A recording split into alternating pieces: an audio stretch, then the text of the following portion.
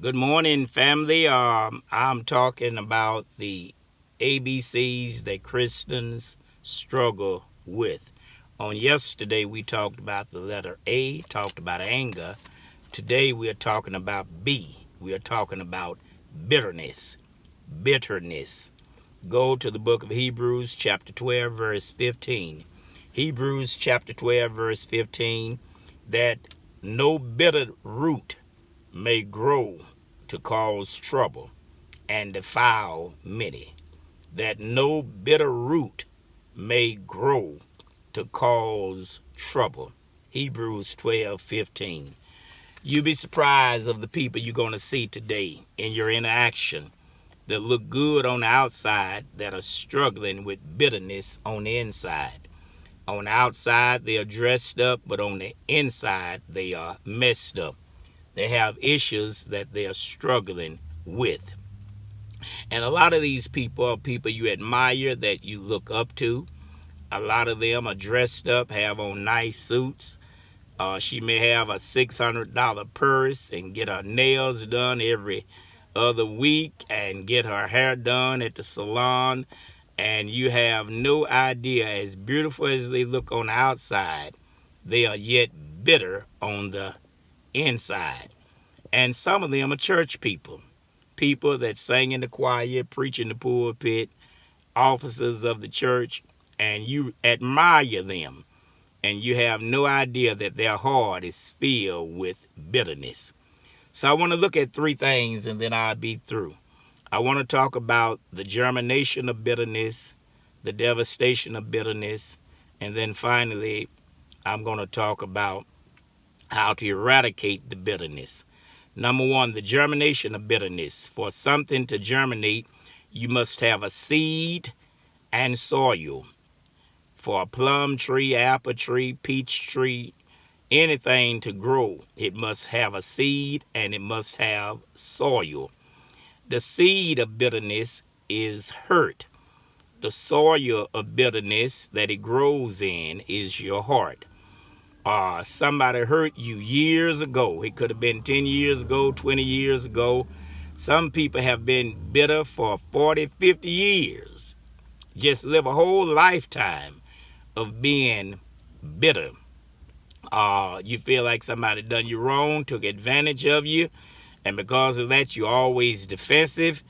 You can tell when you're around bitter people, they are never upbeat. It's all about them. They are cautious. They see people standing over there in the corner talking, and they think they're talking about me. She must be saying something about me. It's their own inconsistency. It's because of the bitterness that's in their heart got them thinking that everybody is against them. And they want to act like they are the victim. They can see what's wrong with everybody else. I'm going to repeat that. A bitter person can blame everybody else. It's his fault. It's her fault. It's their fault. They did this. They did that. You see what's wrong with everybody else. But you never ever take time to look at yourself. Bitterness, the seed of bitterness is hurt. The hid hurt that you have been holding in your heart for many, many years. The ground of bitterness, the soil, is your heart. And whatever's in your heart going to come out of your mouth. If you got anger in your heart, when you open your mouth, you're going to speak angry.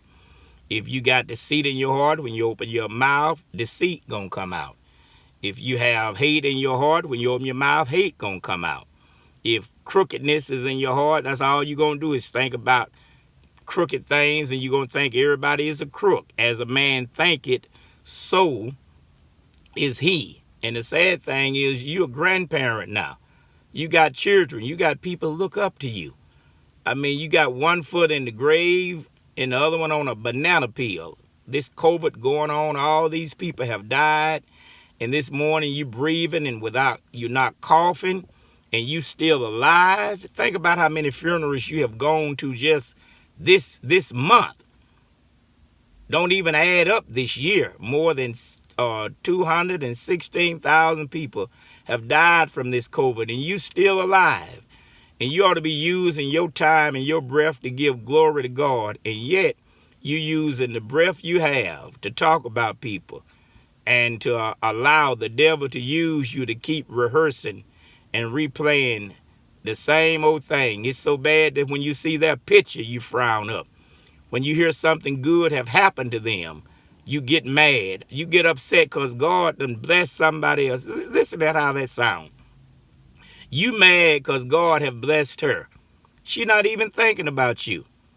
And because God has given her a job, given her a house, she done got married, she done gone on with her life. But yet, because of your bitterness, you still holding resentment toward her. I mean, that man have gone on, he got another family. I mean, you all tried to make it work, it didn't work, so he have gone on. So why don't you move on? Why are you still talking? Why are you still trying to tear him down? Why are you still trying to ruin his reputation? Why are you still calling him? The man have moved on.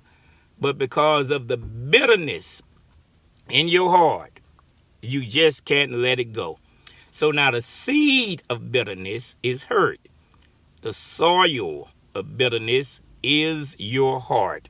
Now I want to look at now the devastation of bitterness, the root and the fruit. The root cannot be seen, but the fruit is manifested. Everybody can see it.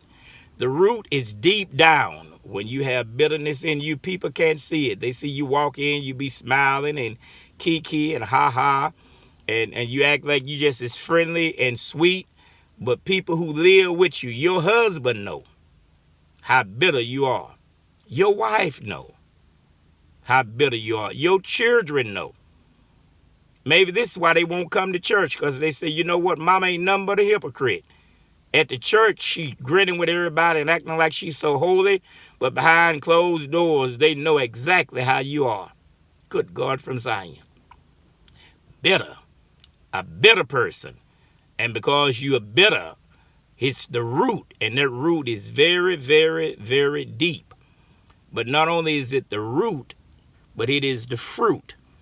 And the fruit is the evidence of what connected to that root.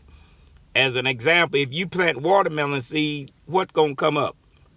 If you plant tomato seeds, what is going to come up?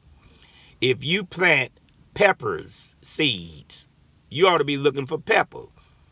And so if you have planted bitterness in your heart, what you think going to come out? Bitterness. And because your children imitate you, your grandchildren imitate you, and your great-grandchildren imitate you, it becomes a family curse. If you don't get rid of that bitterness, everybody connected to you is going to be toxic. Everybody around you going to have attitude. They're going to be bullies. They're going to be mean. They're going to have smart mouths. They're going to be quick to fight. They're going to have anger issues. Bitterness.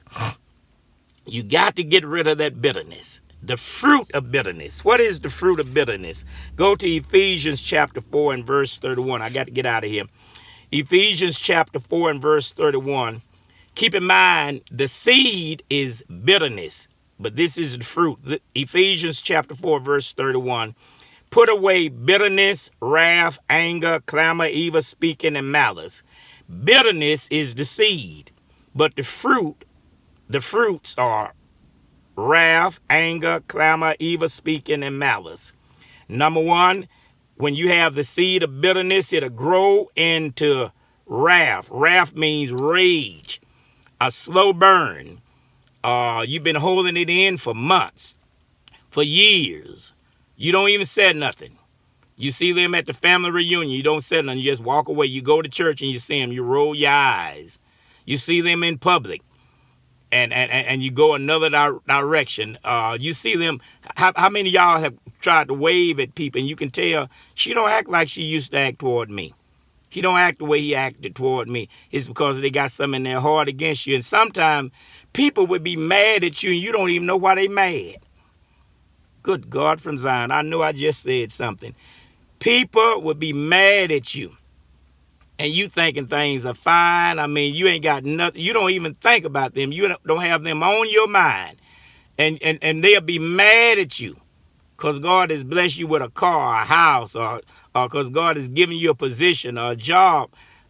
There are people who don't like you just because of the way you look. Somebody ought to call me or write me or text me or email me and say, I know that's right. People would get mad at you for no reason. They don't want to rejoice when the Lord bless you. But how many of you all know what God got for you, the devil in hell can't take it from you? So now the fruit of bitterness is wrath, and wrath will grow into anger. Anger is when you lose control of yourself. There's a whole lot of people in jail right now. They are walking this morning in the ward because they were not able to walk away. Somebody right now walking on death row because he was not able to walk away. There are consequences to the choices that you make. So now the fruit of bitterness, rage, which is wrath, and then anger, and then it goes into clamor. Clamor, loud speaking. This when folk get loud. You see them on Facebook cussing each other out, clowning each other, calling folk all out of their names, acting belligerent. That's clamor. And then it goes into evil speaking. That's when they start cursing you out. You this, you that, your mama this, your brother that. You don't know who you messing with. You old dog, I wish you hadn't been born. I can't stand you. You just like your old daddy. Evil speaking.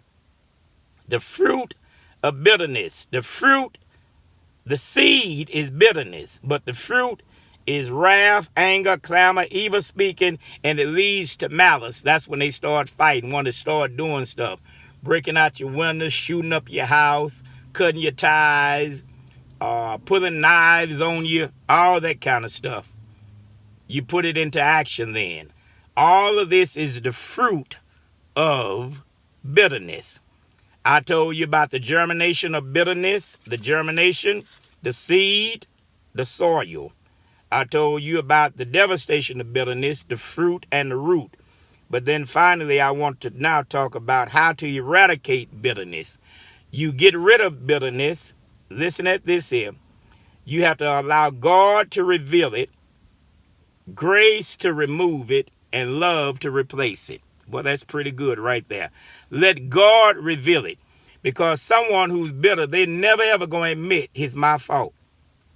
Don't you know some folk like that? I might be talking to some folk like that. You've been married how many times? 3 times, 4 times, and you telling me it was always somebody else's fault? You've been dating, how many folk you have dated? And every time you broke up, you telling me it was always their fault? How many jobs have you had? You done had what, 10 jobs, 5 jobs, 20 jobs? And every time you got fired, you telling me it was always somebody else's fault. How many churches have you journeyed? That church ain't right. That church ain't right. That preacher ain't right. That deacon ain't right. I don't like the way they do things over there. And you just jump from place to place. And the sad thing is, you blaming everybody else. But sometimes you need to look in the mirror at yourself. So allow God to reveal it. And then allow grace to remove it. You ought to ask God, search my heart. And not if, but when you find in me that what shouldn't be, take it out and make me what you want me to be. You ought to be like David, creating me a clean heart and renewing me the right spirit. And then finally, let God reveal it, let grace remove it, and let love replace it. You ought to want love in your heart. You're a grandparent now. You're a parent now. People look up to you. And you have to decide as you watch this video, I'm in my car, you have to decide as you listen to me, after you hear what I have just said to you, are you going to end this video being bigger, better, or still bitter? You have to make your mind up. After hearing this video, you need to be praying right now. Lord, change me. I need to get rid of this bitterness. Help me to stop talking about her. Help me to stop talking about him. Remove whatever hate I have in my heart against somebody else. Because forgiveness is not, you don't just forgive them, but you free up yourself so that you can go on with your own life. And by you being bitter, the consequences are going to be you're going to remove people from you. Your children not going to want to be around you. Your grandchildren not going to want to be around you. The people on the job going to avoid you. The only people who are going to be able to identify with you are people who are just like you. Like dogs pack together, like horses run together, like birds fly together, like ants gravitate toward each other, hellions gravitate toward each other, and bitter people gravitate toward each other. And people who are trying to have something, who are positive, who love the Lord, who trying to go on with their life, who trying to live out their soul salvation, if you are that kind of person, you don't have time for bitter people. And if you are a bitter person, God can change you. God can convict you. You got a beautiful future. So you have to make the decision. Are you going to be bitter? Or are you going to watch this video and say, you know what? I'm going to let that go so I can be better. I'm R.L. Moore. I hope this was a blessing for you. And then on the next video, we're going to talk about C. But remember, get rid of that bitterness. Be blessed. I'll see you on the other side.